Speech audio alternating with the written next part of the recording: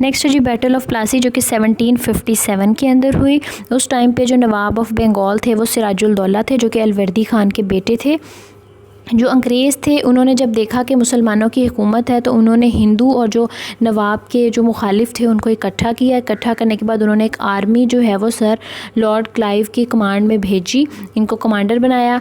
और यहाँ पे उस टाइम पे जो नवाब ऑफ बंगाल की आर्मी थी या सिराजुल दौला की जो आर्मी थी उसमें मीर जाफ़र जो थे वो मिलिट्री चीफ़ थे, और मीर जाफ़र का बेटा था मीरन। इन्होंने नवाब ऑफ बंगाल को कत्ल कर दिया, और जो ब्रिटिश थे या जो अंग्रेज़ थे इन्होंने मीर जाफ़र को जो है वो बंगाल का नया रूलर मुकर्रर कर दिया। नेक्स्ट है अहमद शाह अब्दाली। अहमद शाह अब्दाली जो थे ये नादिर शाह के टाइम पे जो है उनकी फ़ौज के कमांडर थे, और जब नादिर शाह की डेथ हो गई 1747 के अंदर तो अब्दाली जो है ये बादशाह बन गए।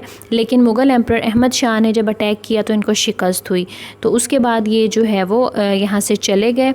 जब ये वापस आए तो 1757 के अंदर इन्होंने जो है वो टुक बैक लाहौर इन 1757।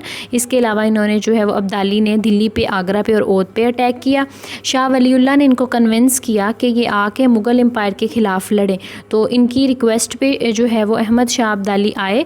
और फिर यहाँ पे आती है थर्ड वार ऑफ पानीपत, जो कि बहुत इंपॉर्टेंट है, फेमस वार है। तो थर्ड वार ऑफ पानीपत जो है ये हुई अब्दाली और मरहट्टास के दरमियान 1761 में। यहाँ पे दो क्वेश्चंस बनते हैं, पहला कि कब हुई 1761 में थर्ड वार ऑफ पानीपत, और जो है वो किसके दरमियान हुई, अब्दाली और मरहट्टास के दरमियान। इस तरह से जब इनकी ये बैटल ख़त्म हो गई तो अब्दाली ने जो है वो शाह आलम II को अपॉइंट कर दिया दिल्ली का एम्परर, और ये ख़ुद वहाँ से वापस चले गए।